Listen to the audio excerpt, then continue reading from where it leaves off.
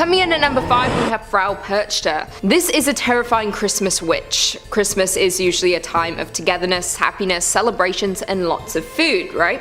Well, in Austrian and Bavarian tradition, people have a little bit more to fear. Everyone has heard of Krampus, the half-goat, half-demon that punishes misbehaved children at Christmas, but few have heard of the ruthless Frapercha. This old hag is not to be underestimated. Perchta is often depicted as a crone with an iron-beaked nose, dressed in rags and sometimes carrying a cane. The other thing she carries is a bit more sinister, a massive knife hidden under her skirt, and she certainly loves to use it. You don't get the nickname Belly Slicer for no reason. Legends say that the witch punishes bad children and rewards the good. Sounds a bit like Santa Claus, however a lump of coal sure beats what her punishment entails. Frapercha apparently hates children who are dishonest and will scrape their tongues if they lie. Unfortunately, being an adult won't save you from the Christmas witch. Frapercha has a thing about domestic cleanliness and will punish women if their homes aren't clean enough. Ladies also feel her wrath if they leave their flax unspun, but the punishment doesn't seem to fit the crime. By the 12th night, or January 6th, if your home is messy, your flax left unspun, and you didn't leave out a bowl of porridge for her, Frapercha will slice open your belly with her long knife, remove your organs, and fill your insides with rocks and straw. So if you want to avoid being disemboweled by Frapercha, maybe skip out on summoning her this Christmas.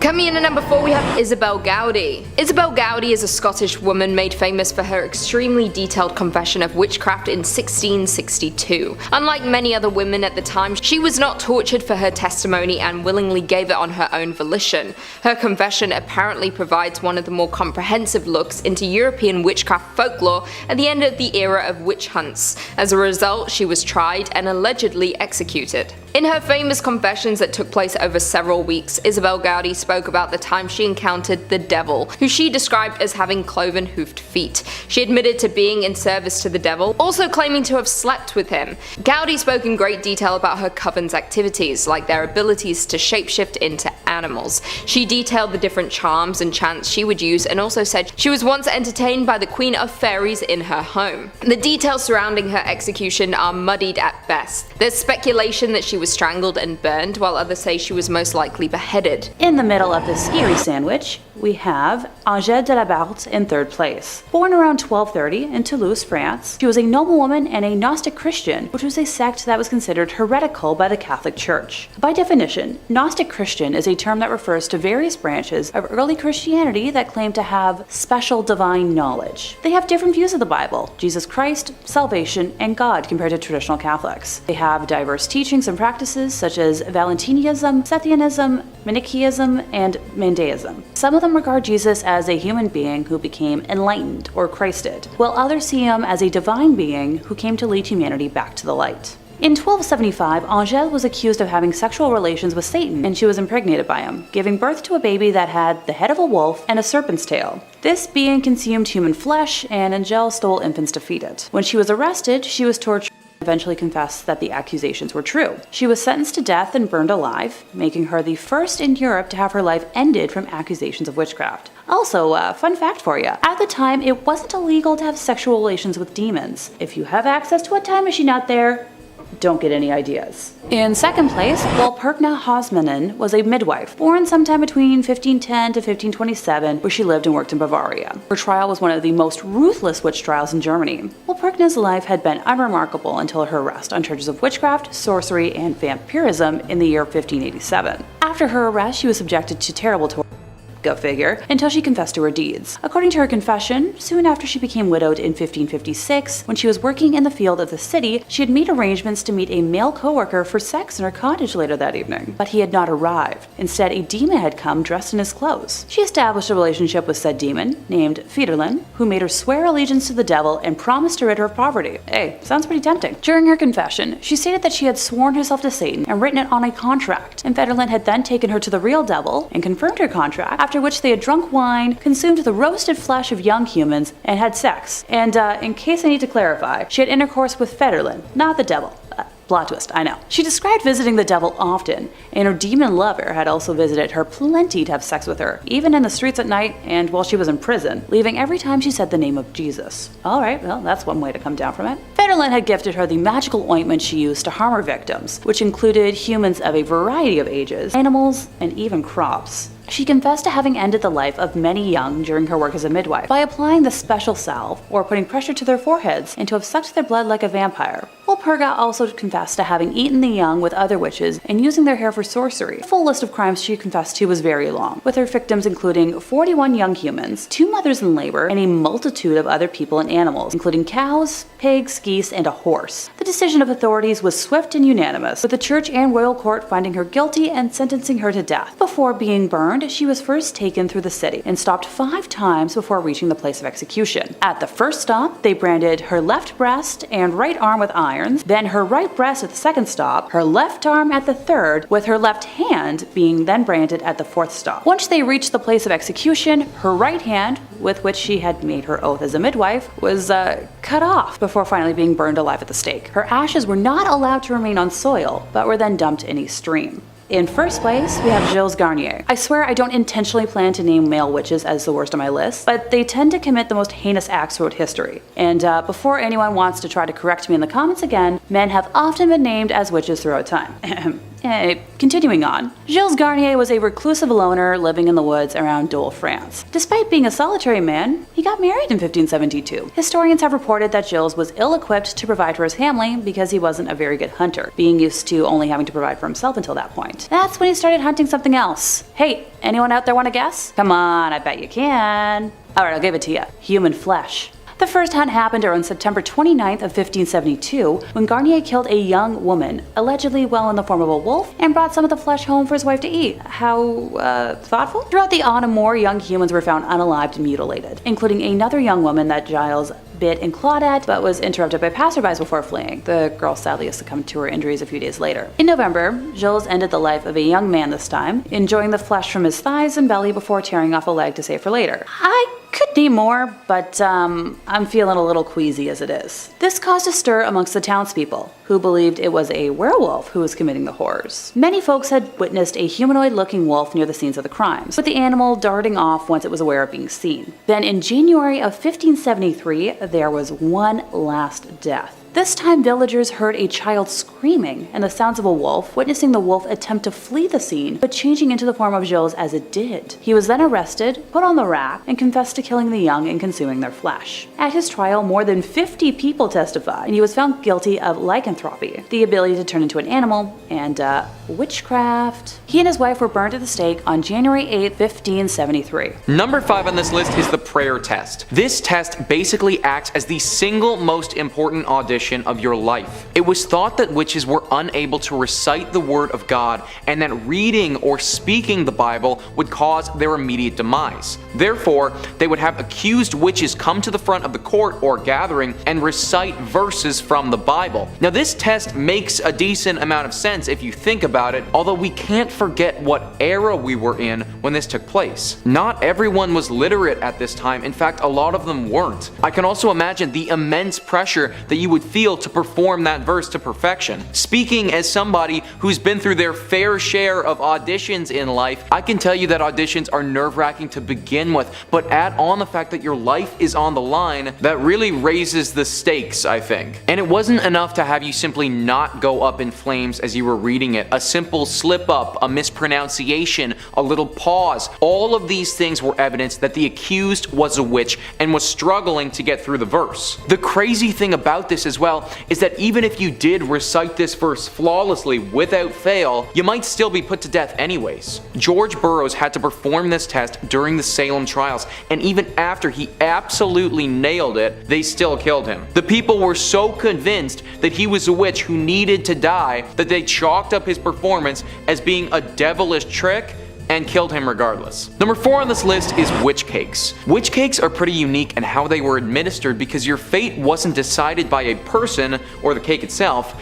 It was actually by a dog. Now, I feel for these pups because they had to eat these concoctions and they aren't palatable at all. What people would do is take a sample of the victim's urine, so the person presumably being affected by the witch, take a sample of their urine, and then they take some rye meal and a sprinkle of ashes, and that's it.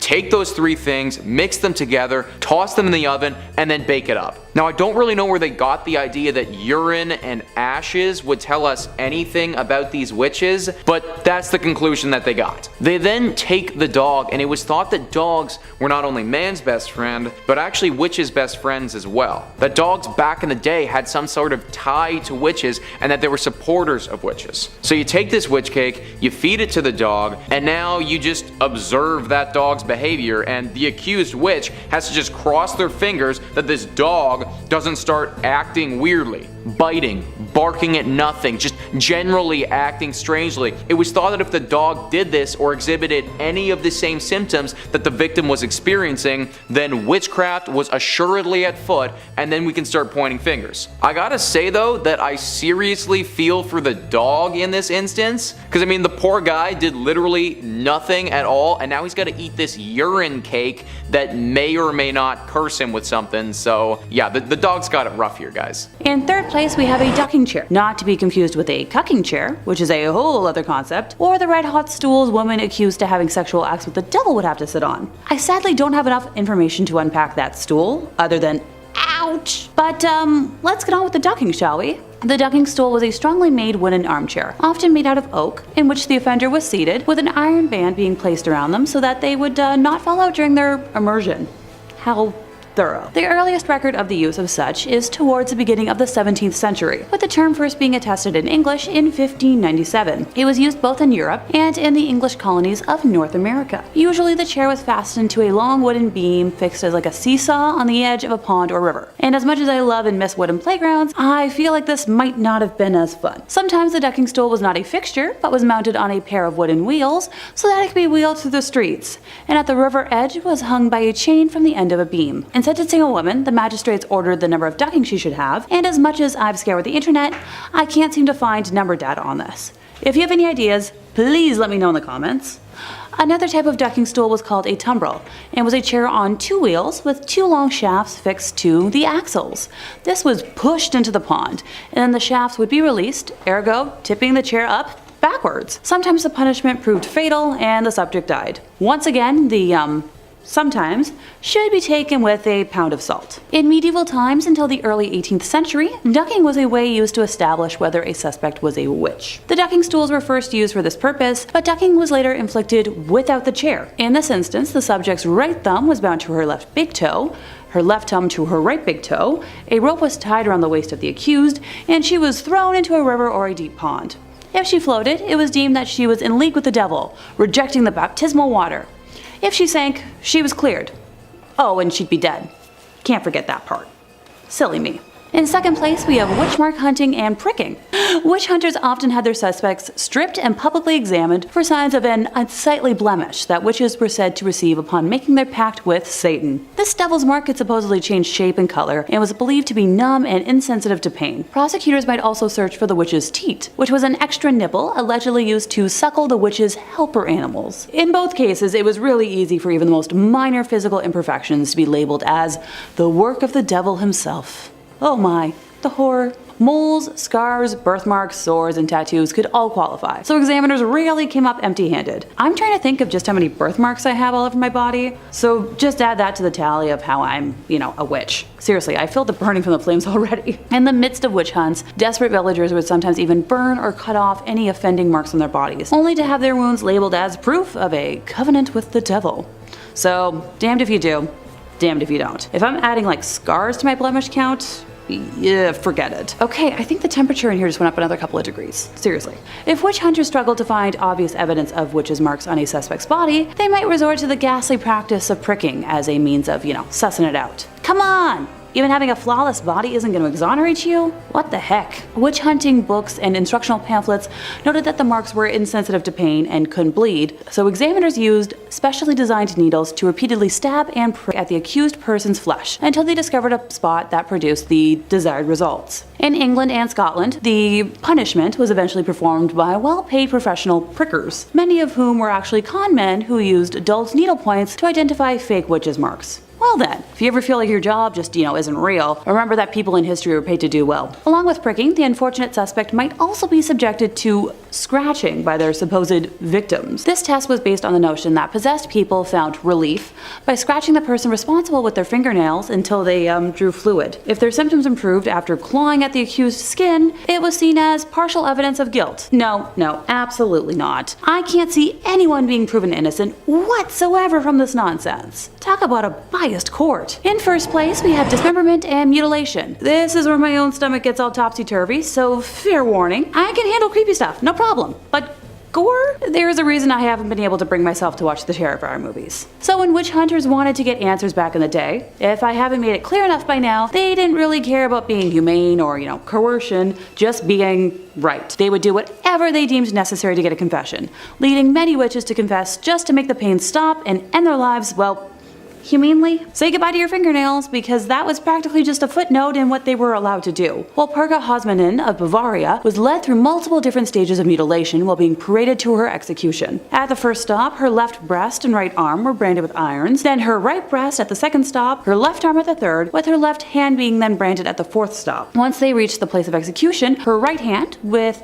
which she had made her oath as a midwife, was cut off before she was finally burned alive at the stake. Oh, her ashes were not allowed to remain on soil, but they were just, dumped in a stream. Probably the most extreme extent of this was a punishment normally reserved for killers, but exceptions were made for witches who confessed without torture to crimes deemed brutal enough for it. Are y'all ready for this? The offender would be strapped to 4 horses, with one arm or leg attached to each separate horse, and then on command, the horses would start running and rip the offender's arms and legs off. The person would die somehow, and painfully through life source and limb loss. And on that note, we've reached the end of our time. Kicking off our list today, we have Guide Spademanger, one of the first women executed for sorcery in Denmark and in Scandinavia. In 1543, King Christian III of Denmark equipped a fleet of 40 ships to chase away an imperial Dutch fleet from the coast of Norway to the Netherlands. Outside of Helsinki, his fleet was stuck in a calm, and the whole project failed. Soon, a merchant's wife named Guide Spademanger was arrested and tortured, believed to have gathered a group of witches in a valley outside the city and enchanted the ships. She eventually admitted to conducting a spell with a coven on a hill above Elsinore and named several more people that were involved, male and female, including vicars, which led to the expansion of the witch trial. Her trial was handled by the royal governor Isabelle. She also said that the enchantments would never disappear unless Guide herself was allowed to remove them personally. The people that she named were arrested and tortured to an extent quoted as so hard their limbs were separated, but none other than Guide confessed. In November of 1543, the king demanded for the rightful old principal of witches to be burned, but she sadly suffered through further interrogations first before meeting the end of her time. In 4th place, we have Agnes Samson. Starting off this tale, when King James decided to marry Anne, Princess of Denmark, as quickly as he possibly could, this wedding was arranged in Denmark with a proxy standing in for him since he was, located in Scotland. Anne's attempts to join her new husband across the ocean were severely delayed by dangerous and life-threatening storms, so he eventually decided to join her instead. After another wedding ceremony, which the king actually attended, the couple decided to head home to Scotland, with yet another storm plaguing their journey. Witchcraft trials had already begun in Denmark. Remember Guide? I mentioned a minute ago? And the king had taken note. So when it was reported to him that witches East Lothian conspired to cause the treacherous weather that threatened not just his life, but that of his way too young bride, he believed what he was told. Agnes Samson was an elderly woman who was known locally as a healer and a midwife, having cared for and successfully cured many neighbors of ailments throughout her life. She was a widow with several children, living close to poverty in East Lothian. She had been suspected and investigated for witchcraft before, so there was no surprise locally that her name was given. After she was named, Agnes was quickly captured and protested her innocence. The News from Scotland, which was an English-written pamphlet that would have been written in London around 1591, says that Agnes was shaved from head to toe and each part of her body tortured for hours, intentionally to cause intense pain. The devil's mark was found, and she confessed, saying that she and hundreds of other witches attended North Berwick Kirk on Halloween night to meet with the devil to end the life of the king. She claimed the devil appeared to her as a black man, a dog, or a hayrick. Agnes also mentioned various attempts to obtain the king's shirt or other personal linens in order to work her charms. She had attended a witches' convent at North Berwick with her son-in-law, where they collected bones and powdered them for said charms. To prove her magical powers, she told the king the exact words that had passed between him and his new wife on their wedding night. Agnes's trial was presided over by a judge, with a jury of 17 men from East Lothian, many of whom would have known Agnes personally. After hearing the evidence, they found her guilty of 49 out of the 51 charges. In January of 1591, she was taken to Edinburgh Castle and met her end by way of a rope necklace, with her body then being burned at the stake. The naked ghost of a bald Agnes is said to roam the Palace of Holyrood House, the official Scottish residence of the British monarchy. Let me know in the comments if you've ever been or if you've seen Agnes yourself. Number 3. Charter Street Burial Grounds. The Charter Street Burial Grounds started in 1637, also known as Old Burying Point or the Charter Street Cemetery, is the oldest cemetery in Salem. Many early and famous Salem residents are buried here, such as John Hawthorne, a judge in the Salem witch trials of 1692. Hawthorne, whose father had been a Salem magistrate, was born in 1641 and had 6 children.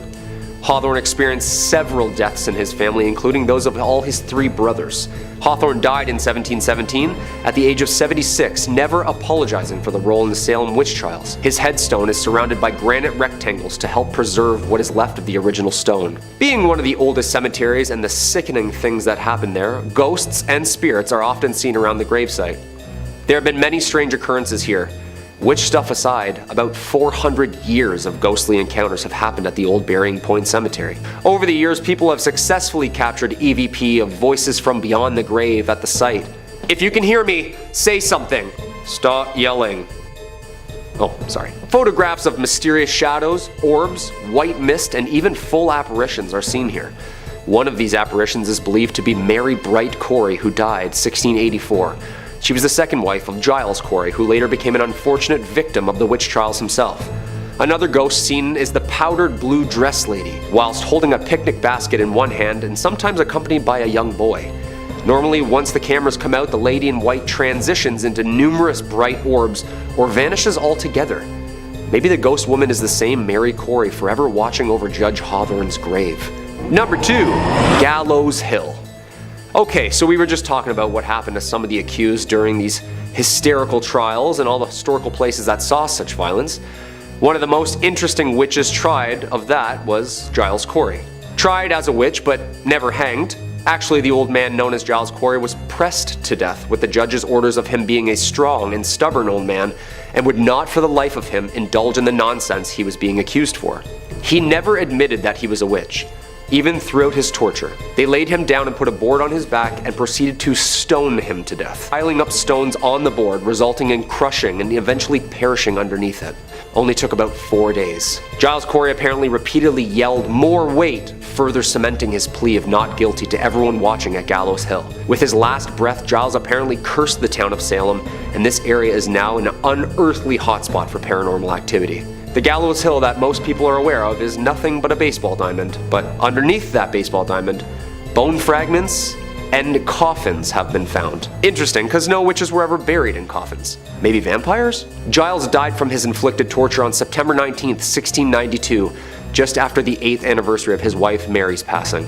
Strange sounds emerge from the area at night, including loud knockings, thumpings that wake up neighbors from their bed, and, of course, the full-bodied apparitions said to walk the grounds yelling in the middle of the night. There have been full-bodied apparitions spotted within the woods, with disembodied voices shrieking in the middle of the night. The disturbingly loud voices yelled throughout the area have had some locals scratching their heads.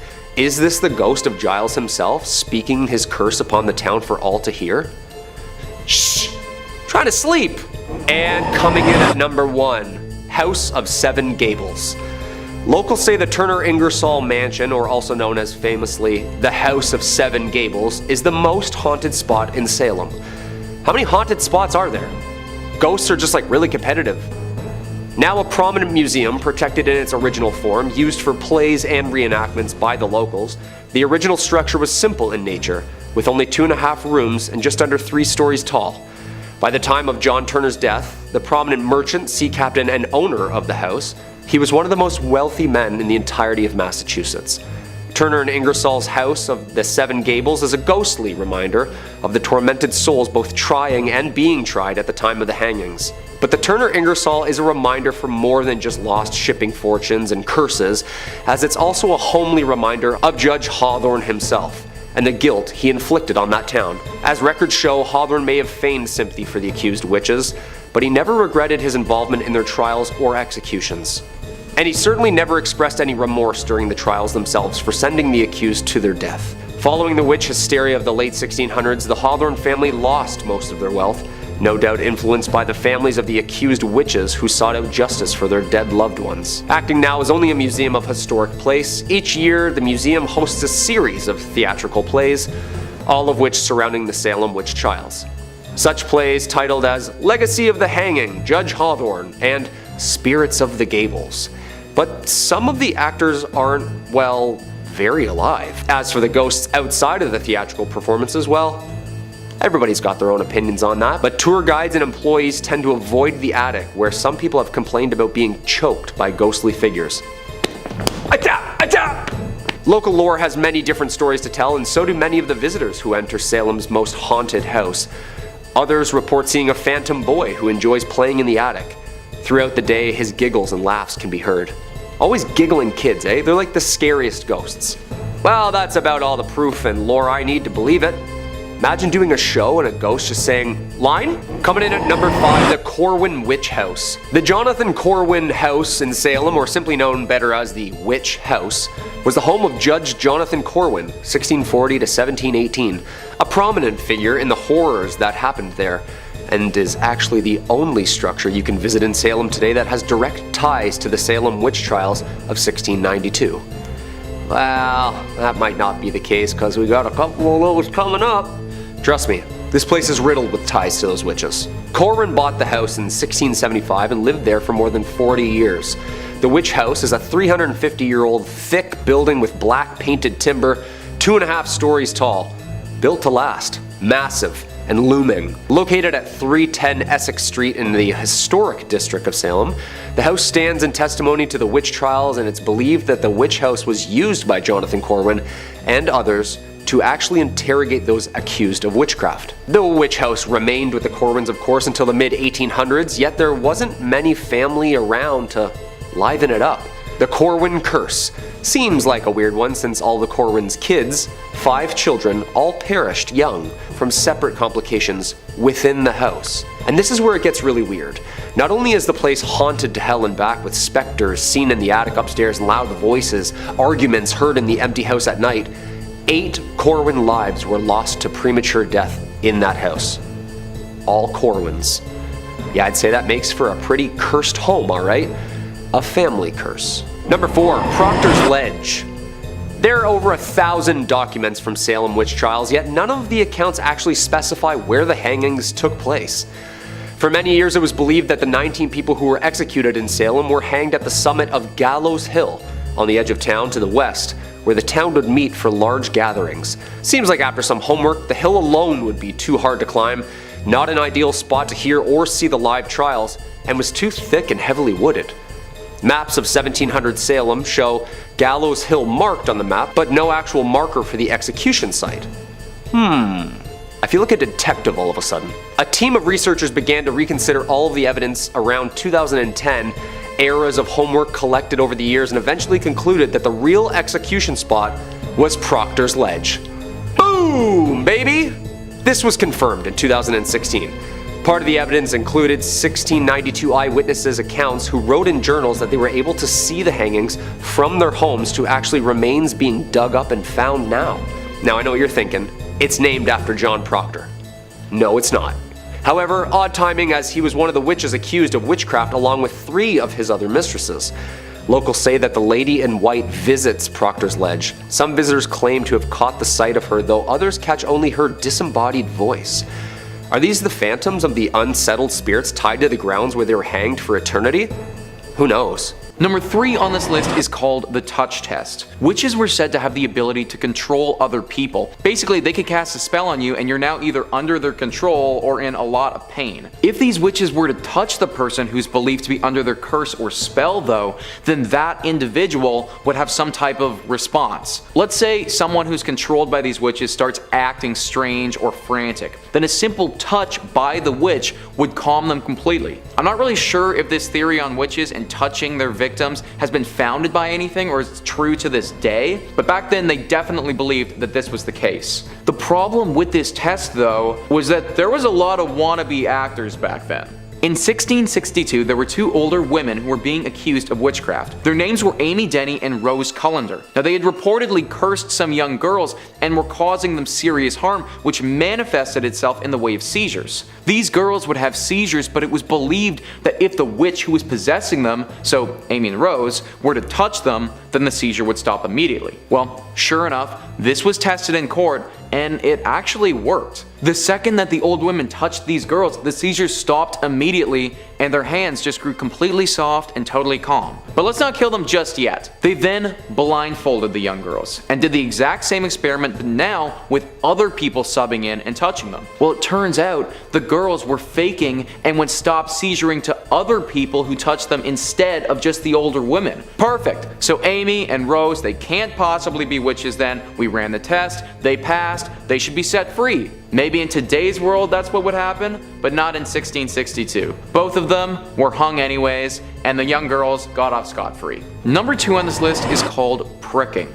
This was a horrible test that was basically just a glorified means of torture. Now, I'm sure that most of you know what a witch mark is, but if you don't, then it's basically a mark from the devil that indicates you have a pact with Satan, and witches have these on their bodies. However, if there's an accused witch that doesn't have a witch mark, that doesn't mean that they're off the hook. It's possible that they still have a witch mark. It's just hard to see, or it can't be seen to the naked eye. Well, if this was the case, then you need a professional pricker, right? A professional pricker is someone who works solely on discovering witches' marks. That's right, guys, this was so common that they actually had a career path that came out of it. It was believed that a witch's mark didn't feel any pain and in turn wouldn't show any signs of weaknesses. Therefore, if you pricked them with a sharp point, then the person wouldn't be in any pain and no blood would come from this prick. So professional prickers would have their accused witches and they would just take their chosen sharp object and just stab them until you had a spot that didn't bleed.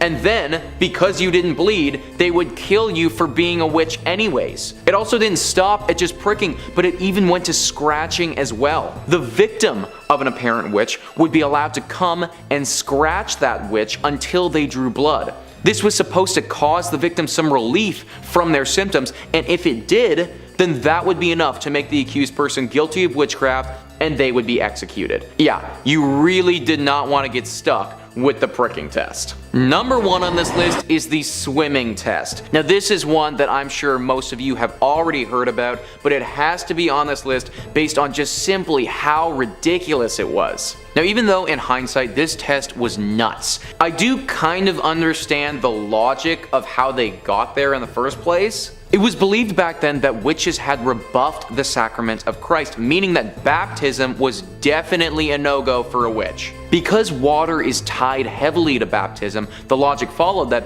if you were a witch and you were thrown into the water, then the water would reject your body from entering and therefore you would float to the top of it. To test this theory, they would take their suspected witches, strip them down naked, hog tie their limbs, and then throw you into the water, and if you floated, then you're a witch, but if you sank, you're just a person. Again, guys, this kind of makes sense, except for the people who weren't actually witches and sank to the bottom. Now, I should note that they would sometimes tie a rope around your body, and if you sank, they would pull you back up to the top. But this only happened sometimes. Other times, they would just throw you in, and if you sank and drowned, then, oh well, I mean, you drowned now, and at least you weren't a witch. Also, this tying of the rope wasn't a perfect science either. A lot of times people who sank would drown anyways as they were being pulled up. Basically, just the accusation of being a witch meant that you would be sentenced to death, because if you did somehow manage to float, then now you're a witch and you're gonna be burned or hung, and if you did sink, as most people did, then you'd probably just drown. Sometimes, even if you did sink and you did then get pulled back up to the top and survived, they would just kill you anyways. Back then, if more than one person accused you of being a witch, then you were pretty much as good as dead. In 5th place, we have witch cakes to kick us off. Sadly, these aren't yummy Halloween cakes, a thought which makes me very hungry, but instead a bizarre form of counter magic, a supernatural dessert used to identify suspected evildoers. In cases of mysterious illness or possession, witch hunters would take a sample of the victim's urine, mix it with rye meal and ashes, and bake it into a cake. This stomach-turning concoction was then fed to a familiar or animal helper of the suspected witch in the hopes that the creature would fall under its spell and reveal the name of the guilty sorcerer. During the hysteria that preceded the Salem witch trials, Tituba famously helped prepare a witch cake to identify the person responsible for bewitching young Betty Paris and others. The brew failed to work, and Tituba's knowledge of spells and folk remedies was later used as evidence against her when she was accused of being a witch. Before I forget, another use for a witch cake came from burning the pastry in hopes that the scorching heat would transfer to the witch and force her to reveal herself. Whew. Anybody else starting to get warm? Oh great, just me. In fourth place, we have a scold's bridle, also known as a witch's bridle, a gossip's bridle, a Branks bridle, or simply Branks. This was an instrument of punishment as a form of public humiliation. This thing was an iron muzzle in an iron framework that enclosed the head. Some exceptions were masks that depicted suffering, but not pleasant either way. My brain just jumped to a similar modern device used for pleasure instead of pain, and no, I will not elaborate on that thought, but let's clarify. A bridle bit, or curb plate, around 5 centimeters by 2.5 centimeters in size, was slid into the mouth and pressed down on top of the tongue, often with a spike on the tongue as a compress. It functioned to silence the wearer from speaking entirely, and caused extreme pain and physiological trauma to scare and intimidate the wearer into submission. This prevented speaking and resulted in many unpleasant side effects for the wearer, including excessive salivation and fatigue in the mouth. Seeing as I've always been a chatty Cathy, I can totally see how I would have been sentenced to this, and my jaw hurts just thinking about it. The wearer was then led around the town by a leash, and for extra humiliation, a bell could also be attached to, draw in crowds. First recorded in Scotland in 1567, the Branks were also used in England and its colonies. The Kirk sessions in barony courts in Scotland inflicted the contraption mostly on female transgressors, and women considered to be rude, nags, common scolds, drunken, but mostly witches. It was also used as corporal punishment for other offenses, notably on female workhouse inmates. The person to be punished was placed in a public place for additional humiliation and sometimes beaten. Just sometimes, not every time apparently. Knowing what I know about history and cover-ups, I'm going to lean towards probably most of the time. The Lanarkburg records record a typical example of the punishment being used. When wearing the device, it was, impossible for the person to either eat or speak. Other pranks included an adjustable gag with a sharp edge, causing any movement of the mouth to result in laceration of the tongue. In Scotland, pranks could also be permanently displayed in public by attaching them, for example, to the town cross, tron, or toll booth. Then the ritual humiliation would take place, with the miscreant on public display. Displaying the pranks in public was intended to remind the populace of the consequences of any rash action or slander. Whether the person was paraded or simply taken to the point of punishment, the process of humiliation and expected repentance was the same. Time spent in the bridle was normally allocated by the Kirk session in Scotland or by a local magistrate. Coming in at number 3, we have Jenny Greenteeth. Straight from English folklore is Jenny Greenteeth, a bit of a party city looking witch if you ask me, but she's not someone to cross. This witch has a myriad of different names like Wicked Jenny or Jenny Greenteeth, but her MO is all the same.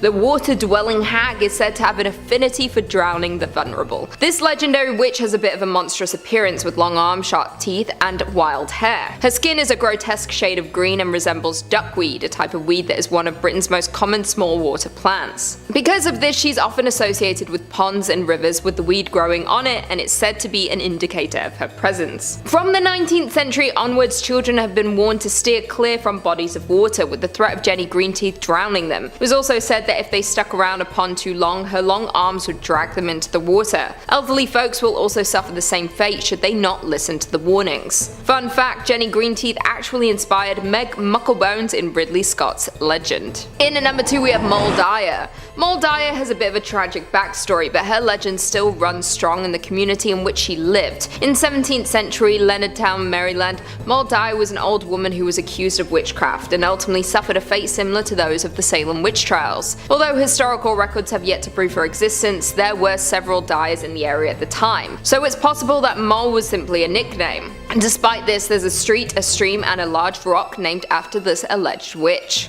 Legend goes that Moll Dyer was an old hag who lived a semi-isolated life on the edge of town. The townspeople feared her, and the ambiguity of her origin sparked a flurry of rumors. Some believed that she had killed her husband and was on the run, and others believed she was driven out of her previous hometown. There was speculation that she was a healer, and after a series of misfortunes plagued the town, Moll Dyer was blamed and labelled as a witch. On a freezing winter night, the townspeople gathered outside of her home with torches and pitchforks in tow, setting fire to the ramshackle home. home. Muldiah narrowly escaped the angry mob and took off deeper into the woods. Several days later, her body was discovered frozen solid on top of a large boulder, with one hand stretched out to the heavens as if cursing her tormentors. In the years after her passing, they say that the lands became uncharacteristically barren, livestock died, and the men responsible for leading the mob suffered bouts of terrible luck. Today, Muldiah is said to haunt the lands in which she died and can be found on the coldest of winter nights. The imprint of her body is apparently still embedded on the rock that she died on and is even on display in the town.